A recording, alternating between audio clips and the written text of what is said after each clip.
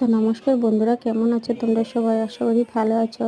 তো অনেক দিনের পরে আবার একটা রেসিপি নিয়ে চলে আসলাম। তো দুপুরে মেনু আজকে রান্না করছি, যেহেতু অনেক গরম পড়েছে তার জন্য বেশি কিছু রান্না করিনি, সিম্পল একটা রান্না।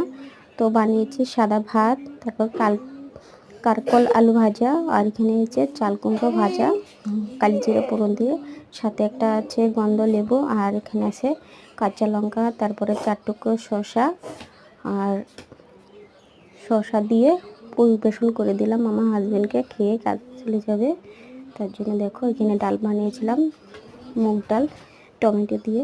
সিম্পল একটা রান্না করছি, যেহেতু অনেক গরম পড়ছে, বেশি কিছু রান্না করলে খেতে ভালো লাগে না, আর আমার শরীরটাও একটু ভালো নেই, তার জন্য গরমে অশান্তি লাগছে, তার জন্য বেশি কিছু রান্না করতে পারিনি। সিম্পল একটা নিরামিষের দিন রান্না করেছি।